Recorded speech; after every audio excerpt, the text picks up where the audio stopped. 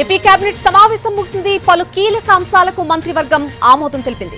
గత ప్రభుత్వం తీసుకొచ్చిన ల్యాండ్ టైటిలింగ్ యాక్ట్ రద్దుకు ఏపీ కేబినెట్ ఆమోదం తెలిపింది. కొత్త ఇసుక విధానానికి కూడా ఆమోదం తెలిపింది. దీనిపై త్వరలోనే విధి విధానాలు రూపొందించనుంది సర్కార్. పౌర సరఫరాల శాఖ 2000 కోట్ల రుణం తీసుకునేందుకే కేంద్రం ఆమోదం తెలిపింది. ఇక ఈ నెల 22 నుంచి అసెంబ్లీ సమావేశాలు నిర్వహించేందుకు కేబినెట్ నిర్ణయం తీసుకుంది. 3 రోజుల పాటు అసెంబ్లీ సమావేశాలు జరిగే ఛాన్స్ ఉంది. ఓట్ ఆన్ అకౌంట్ పెట్టాలా లేక ఆర్డినెన్స్ పెట్టాలా అనే అంశంపై కేబినెట్ లో కీలకంగా చర్చ జరిగినట్టుగా తెలుస్తోంది. అయితే అసెంబ్లీలో శ్వేతపత్రాల ప్రస్తావనను తేవాలని కేబినెట్ నిర్ణయించింది.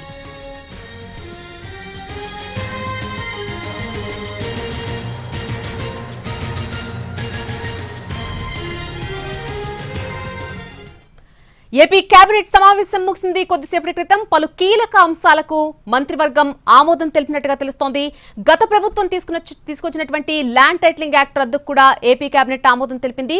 దీంతో పాటు ఏ అంశాలు ఈ కేబినెట్ సమావేశంలో చర్చించారు, పూర్తి అప్డేట్ అందించడానికి మా ప్రతినిధి పీఎంఆర్ లైవ్ లోకి అందుబాటులోకి వస్తున్నారు. పీఎంఆర్, ఏపీ కేబినెట్ సమావేశంలో మంత్రులు ఏ నిర్ణయాలు తీసుకున్నారు, ఏ అంశాలపై చర్చ జరిగింది?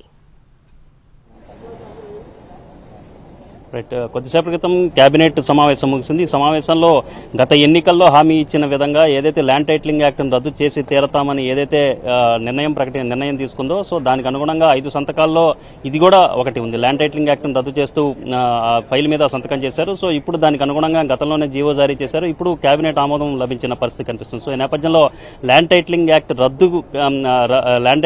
రద్దు చేస్తామని నిన్న వైట్ పేపర్ రిలీజ్ చేస్తున్న సందర్భంలో కూడా సీఎం చంద్రబాబు నాయుడు చెప్పారు. దానికి అనుగుణంగా ఇవాళ కేబినెట్ లో నిర్ణయం తీసుకున్నారు. సో వచ్చే అసెంబ్లీ సమావేశాల్లో ల్యాండ్ టైటిలింగ్ యాక్ట్ రద్దుకు సంబంధించిన బిల్లును ప్రవేశపెట్టడం ద్వారా సో ఆ యాక్ట్ ని పూర్తి స్థాయిలో రద్దు చేసేందుకు ప్రక్రియ ప్రారంభించినట్లుగా భావించవచ్చు. సో ఈ నేపథ్యంలో ల్యాండ్ టైటిలింగ్ యాక్ట్ రద్దుకు సంబంధించిన వ్యవహారం మీద కొంత ఈ ప్రక్రియ తుది దశకు చేరుకుందని చెప్పొచ్చు. కేబినెట్ ఆమోదం కూడా లభించిన నేపథ్యంలో వచ్చే అసెంబ్లీ సమావేశాల్లోనే దీన్ని ప్రవేశపెట్టబోతున్నారు.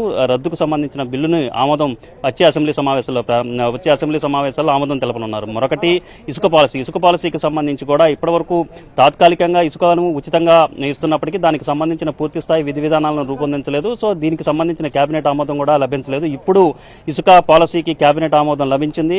జీవో త్వరలోనే దీనికి సంబంధించిన విధి విధానాలను ఖరారు చేస్తూ జీవో జారీ చేయబోతున్నారు.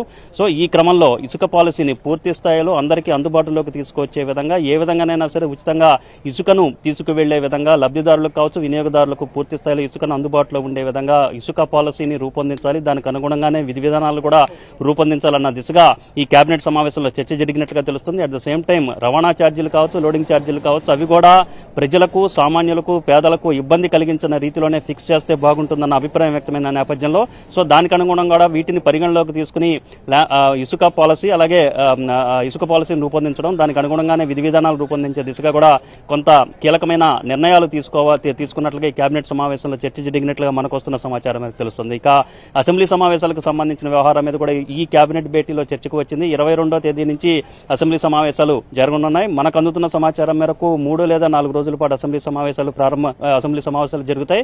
గవర్నర్ ప్రసంగం చేయాల్సి ఉన్న సందర్భంలో గవర్నర్ ప్రసంగంతోనే అసెంబ్లీ సమావేశాలు ప్రారంభం కానున్నాయి. ఈ సమావేశంలోనే శ్వేతపత్రాలకు సంబంధించిన ఇప్పటికే శ్వేతపత్రాలు ప్రకటిస్తున్నారు. ఒక్కొక్కటిగా 4 అంశాల మీద శ్వేతపత్రాలు ప్రకటించారు. ఇంకా 3 అంశాల మీద శ్వేతపత్రాలు ప్రకటించాల్సి ఉంది. 18వ తేదీతో శ్వేతపత్రాలకు సంబంధించిన ప్రక్రియ అనేది పూర్తయిపోతుంది. సో 22వ తేదీ నుంచి జరగబోయే అసెంబ్లీ సమావేశాల్లో శ్వేతపత్రాలకు సంబంధించిన ప్రస్తావన కూడా తీసుకురావడం, అక్కడ కూడా మరొకసారి ఈ అంశాల మీద, ఈ కీలకమైన సెక్టార్ల మీద చర్చ జరిగే విధంగా కొంత ప్రణాళికలు సిద్ధం చేసుకుంటున్నట్లుగానే ప్రభుత్వం వైపు నుంచి కనిపిస్తుంది. సో ఈ నేపథ్యంలో శ్వేతపత్రాలను అసెంబ్లీ సమావేశాల్లో ప్రవేశపెట్టాలి, దీనికి సంబంధించిన ప్రస్తావన తీసుకురావాలి, చర్చ జరపాలని కూడా నిర్ణయం తీసుకున్నట్లుగా కేబినెట్ నుంచి మనకు వస్తున్న సమాచారం మేరకు తెలుస్తోంది. ఇక కీలకమైన వ్యవహారం ఓట్ ఆన్ అకౌంట్ పెట్టాలా లేకపోతే ఆర్డినెన్స్ తీసుకురావాలన్న అంశం మీద కూడా ఒక క్లారిటీ పూర్తి స్థాయిలో ఈ కేబినెట్ సమావేశంలో రాకున్నప్పటికీ మనకు వస్తున్న సమాచారం మేరకు అయితే దీని మీద చర్చ జరిగింది. ఓట్ ఆన్ అకౌంట్ పెడితే ఏ విధంగా ఉంటుంది, లేకపోతే ఆర్డినెన్స్ జారీ చేయాలంటే దానికి సాంకేతికపరమైన ఇబ్బందులను ఏ విధంగా అధిగమించాలన్న అంశానికి సంబంధించి కూడా ఈ సమావేశంలో చర్చ జరిగినట్లుగా మనకు వస్తున్న సమాచారం మేరకు తెలిసింది. నళిని.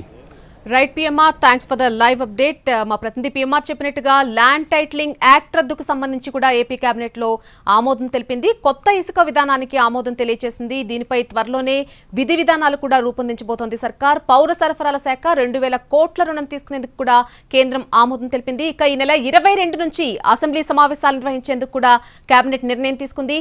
అసెంబ్లీ సమావేశాలు నిర్వహించేటప్పుడు శ్వేతపత్రాల ప్రస్తావన కూడా తీసుకురాబోతోంది సర్కార్.